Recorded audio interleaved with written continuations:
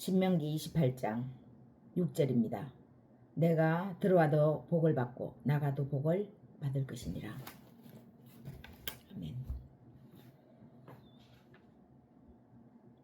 부모가 자녀를 세상에 나오게 할 때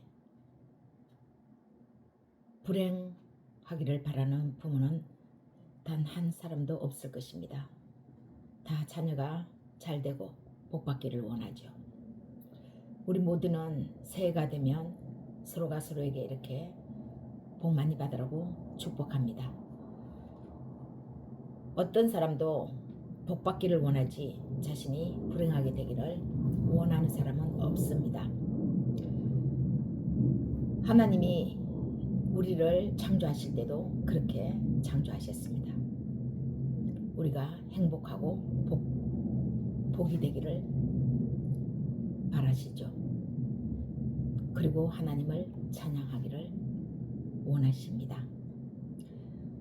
그런데 세상에서 말하는 복과 성경에서 말하는 복은 차이가 엄청 있습니다. 세상의 복은 노력은 조금 해도 결과가 좋은 것이고 시험 치면 다 떨어져도 자기 자신은 합격하는 것이고 돈을 많이 벌어서 부자가 되어서 떵떵거리며 사는 것이고 아프지 않고 승승장구하는 것입니다. 가만히 이것을 바라보면 하나님이 필요치 않는 일들입니다. 세상의 복은요. 전혀 신이 어디 있느냐, 하나님 없이도 잘 살 수 있는 그런 복이 세상의 복입니다. 누가 하나님을 의지하고 믿으려고 하겠습니까? 하루아침에 주식값이 1000억씩 뛰어 올랐다고 생각해 봅시다. 하나님 의지하겠습니까? 의지하는 거 힘들죠. 성경에서 말하는 복은 하나님이 주시는 복, 오랜 시간이 걸립니다. 고난 당한 것이 내게 유익이라고 다윗이 시편 119편 71절에서 고백하듯이 이 고백이 나올 때까지 하나님이 우리에게 주시는 복은 시간이 오래 걸린다고 해도 과언이 아닙니다. 어떤 사람이 고난이 왔는데 고난 당한 것이 내게 유익이구나 이렇게 그 고난을 그렇게 해석하면서 긍정적으로 말할 사람이 있겠습니까? 고난을 처음 당할 때는 너무 당황스럽고 무슨 일이 이런 일이 있지 그렇게 생각하죠. 그러나 그런 고난을 연거푸 계속 당하면 왜 나한테 이런 일이 이런 생각이 듭니다. 고난 당한 것이 내 삶에 엄청 유익이구나. 이 긍정적인 생각이 바뀌는 것은 참으로 오랜 시간이 걸립니다. 고난 당한 것이 내게 유익이라고 말할 수 있을 때까지 우리가 나아가는 것이 성경에서 말하는 복이죠. 세상에서 말하는 복의 유무와 상관없이 하나님을 알고 사랑하고 의지하는 것이 진정한 복이라는 것을 알 때까지 고난은 하나님의 복에 있어서의 고난과 연단은 계속됩니다. 그러나 이 수준을 이제 벗어나면 고난 당한 것이 내게 유익이라고 하는 이 수준을 벗어나면 세상에서 말하는 복이 더 이상 나의 삶을 좌지우지하지 못한다는 것을 알게 되고 평안과 자유와 안식을 누리게 됩니다. 그야말로 경지에 이제 오르는 것이죠. 고난 당한 것이 내게 유익이구나. 내 삶에 유익이 되게 하려고 이러한 고난이 나한테 계속 왔구나. 내가 이 생각으로 이제 더 이상 이 고난으로만 부정적인 것으로만 내가 생각하지 말아야 되겠다. 고난이 내 삶을 바꾸었구나. 여기에 이르게 되면 평안이 찾아옵니다. 자유가 주어집니다. 안식을 누립니다. 환경의 호불호에 주님이 주시는 평안이 이제 더 이상 휘둘리지 않게 되는 것입니다. 평안, 자유, 안식을 완전히 누리기까지는 우리는 주님을 우리 안에서 영접하고 모시지만 환경의 불호에 의해서 많이 휘둘리고 흔들리는 거죠. 예수님이 오히려 세상 속에서 약해지는 것과 똑같습니다. 그러나 하나님의 사랑은 마지막까지 포기하지 않고 이기죠. 로마서 8장 35절 35절부터 39절까지 누가 우리를 그리스도의 사랑에서 끊으리요. 환난이나 공고나 박해나 기근이나 적신이나 위험이나 칼이랴. 기록된 바 우리가 종일 주를 위하여 죽임을 당하게 되며 도살당할 양같이 여김을 받았나이다 함과 같으니라. 그러나 이 모든 일에 우리를 사랑하시는 이로 말미암아 우리가 넉넉히 이기느니라. 내가 확신하노니 사망이나 생명이나 천사들이나 권세자들이나 현재일이나 장래일이나 능력이나 높음이나 깊음이나 다른 어떤 피조물이라도 우리를 우리 주 그리스도 예수 안에 있는 하나님의 사랑에서 끊을 수 없으리라. 보이는 세상과 보이지 않는 세상.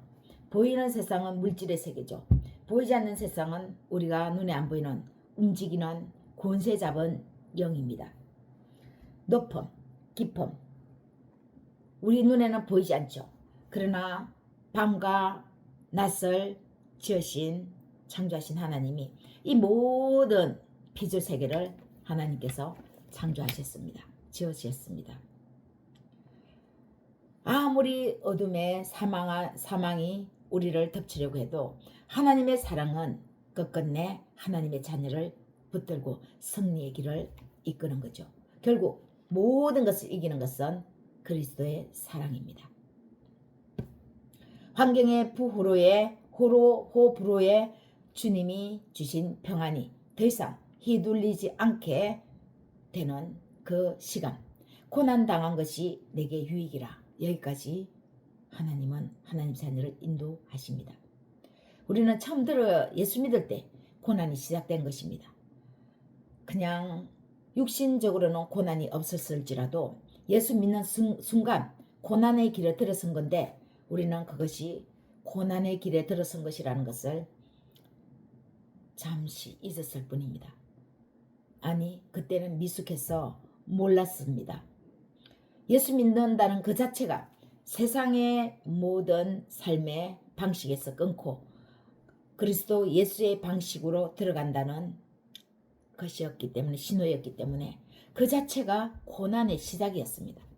그런데 우리는 그것이 고난이라고 생각하지 않고 그냥 룰루랄라 하고 성경책 들고 교회 다니는 것에만 급급했죠. 그리고 복받기만을 교회 다니고 예수 믿으면 복받는다고 착각한 것이죠. 그러나 예수 믿는 순간 고난이 시작된 것입니다.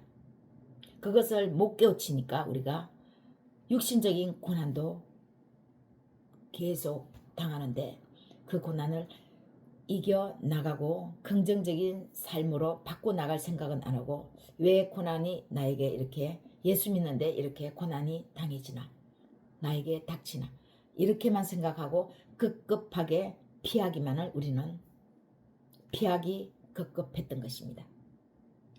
창세기 1장 22절에서도 하나님이 그들에게 복을 주어 말씀하시며 나옵니다.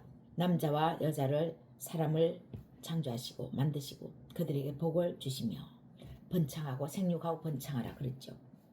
여기에서의 복이라는 개념의 단어를 바르게 이해해야 합니다. 하나님께 무릎을 꿇는다. 복을 하나님이 사람들에게 준다 하는 것은 하나님께 무릎을 꿇다, 하나님 앞에 절하다, 하나님을 찬양하다라는 뜻입니다. 세상의 삶의 방식을 끊고 그리스도 예수의 방식으로 들어선 우리가 얼마만큼 하나님을 찬양할 수 있겠습니까? 금방 세상의 삶에서 그리스도의 방식으로 들어왔지만 표면적으로는 그리스도의 방식이 들어왔죠. 그런데 안에 우리의 의지, 내면의 습관, 모든 것은 그대로 아직 세상의 방식이 그대로 묻혀있는 상태입니다. 그냥 겉에 옷만 갈아입은 상태지 그 내면은 그대로 세상의 노예 생활 상태죠. 그런 사람이 어떻게 금방 예수 그리스도를 영접했다고 해서 온 마음을 다해서 의지적으로 무릎을 꿇고 하나님만 바라보면서 찬양할 수 있겠습니까? 그렇지 못하다라는 거죠.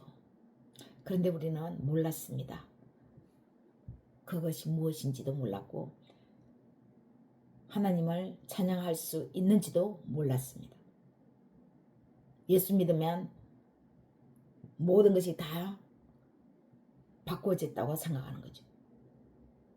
하나하나 성화의 단계가 있는데요. 사람에게 있어야 할 기본적이고 근본적인 복은 하나님께 무릎 꿇는 것이고 하나님을 찬양하는 것입니다. 이게 먼저 복이라는 거죠. 복, 근원적인 것. 하나님 앞에 무릎 꿇을 수 있는 상태. 무슨 일이 있으면 하나님을 먼저 찾는 것. 좋은 일이 있으면, 즐거운 일이 있으면 하나님을 찬양하는 것. 사람에게 막 자랑하기보다는 하나님 앞에 먼저 감사하며 하나님을 찬양하는 것. 이게 먼저 복이라는 거죠. 이런 복의 그릇이 되어 있는 것 자체가 복의 그릇이 바로 복이라는 것입니다. 이 복이 되어 있지 않으면 아무리 그 안에 부어줘도 우리는 하나님을 찬양할 수 없고 슬픈 일이 있으면 무릎 꿇는 것이 아니라 다른 사람에게 도움을 요청하러 달려가는 것입니다. 먼저 복은 하나님을 아는 것, 하나님 앞에 무릎 꿇는 것, 즐거운 일이 있으면 하나님을 찬양할 수 있는 우리의 내면의 상태, 이 상태가 되어 있는 것이 먼저는 복이라는 것입니다. 세상 사람들이 일반적으로 생각하고 있는 복의 개념과는 달라도 너무 다릅니다. 피조물의 최대의 복은 하나님을 인정하고 하나님 앞에 머리를 굽히는 것입니다. 자기를 낳은 부모를 공경하지 않고 자기를 낳은 부모를 학대하고 부모를 쳐다보지도 않고 그런다면 그 부모가 그 자식이 별로 예쁘거나 사랑스럽지 않을 것입니다. 물론 부모는 자식을 낳았으니까 자식이 잘못하면 내 책임이다. 내가 잘못 기른 탓이다. 이렇게 자신을 탓하죠. 그렇지만 부모도 사람이기 때문에 부모 말씀에 순종하고 말에 순종하고 자기의 삶의 습관을 바르게 행해서 나가는 바른 삶을 사는 그런 자식을 향해서 더욱더 응원하고 마음이 쓰여지는 것이 당연합니다. 그런데 나가기만 하면 사고치고 부모 말에는 그냥 아랑곳하지 않고 우습게 여기고 부모도 마지못해서 자식이니까 뒷바라지를 하지 한탄스럽지 않겠습니까? 하나님의 자녀 마찬가지입니다. 복은 자신을 창조한 창조주, 내가 어디에서부터 왔고 어디로 돌아갈 것인가, 나의 근원은 어딘가, 바로 하나님으로부터 왔다라는 거죠. 부모를 통해서 이 세상에 나온 것은 맞지만 부모님도 우리 자신도 그 근본은 바로 하나님이십니다. 하나님 앞에 머리를 굽히는 것이, 하나님을 인정하는 것이 피조물의 최대의 복이다 라는 것입니다. 근원적인 것. 피조물은 자신을 지은 창조주를 인정하고 그 앞에서 공급함을 받아야 한다는 사실을 아는 것이 피조물 된 모든 피조물의 복입니다. 사람에게 고통이 없으면 편안하기만 하면 엉뚱한 생각, 쓸데없는 일만 버리는 존재가 됩니다. 사람은 그런 존재죠. 우리에게 어떤 힘든 일도 없고 매일 편안의 연속이기만 하면 저지를 일만 생각하는 거죠. 따분하다. 쭉 아무 일도 없으니까 또 다른 것을 한번 계획해 볼까? 주식 값이 엄청 올랐는데 넣기만 하면은 오르니까 떨어지지를 않으니까 대출을 해서라도 주식에 한번 투자해 볼까? 그런 생각 들지 않겠습니까? 안락 속에서는 안심이 인생이 무엇인지, 산다는 것이 무엇인지, 사람답게 사는 것이 무엇인지, 어려움 가운데서 구원을 얻는다는 것이 어떤 것인지를 깨달을 겨를이 없습니다. 사람이 사람다워지는 것은 안락함이 아니라 고통과 고난입니다. 그래서 하나님이 주시는 진정한 복을 받는 사람은 반드시 고난을 받습니다. 하나님의 복을 받기 위한 필수적인 코스가 뭐냐? 고난이 따른다는 거죠. 고난을 받습니다. 이 고난이 없으면 그러면 하나님의 복도 없는 것입니다. 세상의 복하고 똑같은 것이죠. 그래서 필수적인 코스, 하나님의 복은 당연히 고난이 함께 주어진다라는 것입니다. 이런 고난이 없으면 세상 사람들, 그런 복받는 사람들처럼 우리가 복을 받았다고 하는 어떤 요소들, 겨같이 먼지같이 하루아침에 날려가는 것이죠. 신명기 8장 1절 말씀을 잠깐 보겠습니다. 신명기 8장 1절 8장 2절 3절. 내 하나님 여호와께서 이 40년 동안 내게 광야 길을 걷게 하신 것을 기억하라. 이는 너를 낮추시며 너를 시험하사 내 마음이 어떠한지 그 명령을 지키는지 지키지 않는지 알려 하심이라. 너를 낮추시며 너를 줄이게 하시며 또 너도 알지 못하며 내 조상들도 알지 못하던 만나를 내게 먹이신 것은 사람이 떡으로만 사는 것이 아니요 여호와의 입에서 나오는 모든 말씀으로 사는 줄을 내가 알게 하려 하심이니라. 하나님이 그리스도 예수 안으로 자유의 땅으로 자유의 나라로 우리를 인도하시는데 그 나라의 인도함을 받아서 자유함을 얻었을 때 더 이상 세상에서의 그 노예 생활을 생각하지 말라는 것입니다. 그때의 일을 생각하면서 더 이상 빗나가지 말라는 것입니다. 우리에게 고난을 주시는 것은 하나님께서 복을 주시기 위함인데 복, 사람이 떡으로만 사는 것이 아니라 하나님의 말씀으로 살아간다는 것을 최종적으로 우리에게 알게 해주시려고 고난을 주셨다는 것입니다. 우리가 유괴 음식 먹어야 되죠. 그래서 신체가 건강해야 됩니다. 그러나 진짜 살아갈 수 있는 힘은 우리의 영혼의 힘에서 나오는 것이죠. 하나님의 말씀의 힘에서 나오는 것입니다. 영혼이 죽으면 육신도 점점점 힘을 잃습니다. 영혼의 희망이, 소망이 사라지면 우리 이 육신을 일으킬 수 있는 힘이 있습니까? 온몸이 축축 처지면서 일어나고 싶지가 않은 거죠. 그러나 온몸이 축축 처지고 자꾸만 땅속으로 들어가는 것 같아도 영혼이 살아있고 영혼의 소망이 하나님이 주시는 꿈과 소망이 있으면 일어나게 됩니다. 한 줄기 빛인 거죠. 그 한 줄기 빛이 우리의 전체적인 몸을 일으킵니다.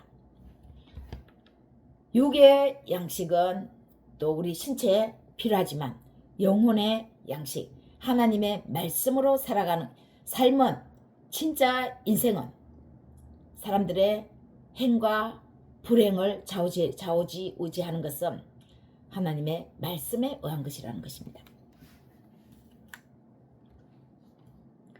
들어가도 광야 길을 걷게 하신 이유가 바로 말씀을 의지하는 삶을 살게 하기 위해서. 슬퍼도 인생을 돌아보며 무슨 하나님의 말씀에 빛나갔나? 좋은 일이 있으면 하나님의 말씀으로 하기 위해서 우리에게 광야길을 걷게 하신 이유라는 것입니다. 들어가도 복을 받고 나가도 복을 받는다는 성경 신명기 말씀의 이 복은 그래서 탄탄한 복을 말합니다. 단순히 물질적 풍요뿐 아니라 모든 일에서 하나님의 보호와 축복 아래 번영할 것이라는 약속을 담고 있습니다. 결국 이 복은 하나님의 말씀으로 살아갈 수 있는 사람에게 주시는 복입니다. 바로 환경을 뛰어넘는 사람입니다. 어디에 있든 무엇이 있든 없든 하나님을 믿는 사람들이 받는 복입니다. 무엇이 많이 받았다고 해서 하나님을 믿고 안 주니까 더 이상 하나님을 믿지 않고 그런 환경을 뛰어넘는 사람들의 복, 들어가도 나가도 복을 받는다는 이 바로 복입니다. 일상적인 삶의 축복입니다. 삶 자체가 이제 너는 축복이다. 너의 삶이 복이다. 네가 어디에 있든 너 자체가 복이다 라는 것입니다.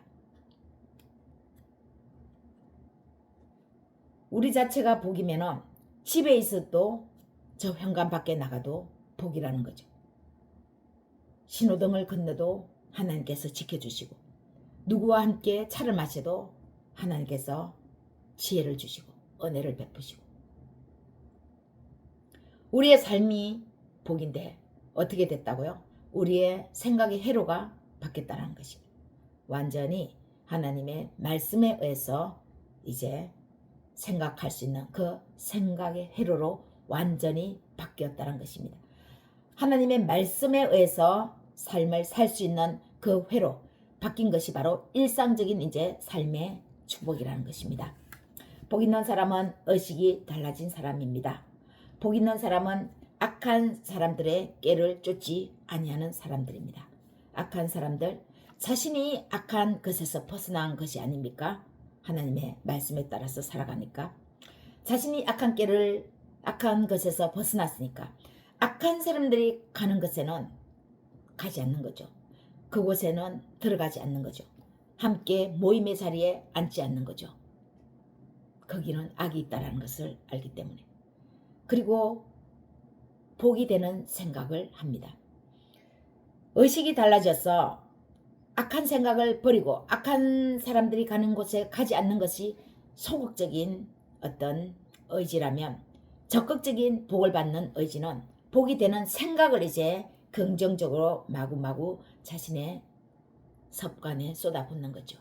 자신에게 좋은 습관을 자꾸 먹입니다. 아, 많이 먹었더니 살이 찌네. 조금 먹어야 되겠네.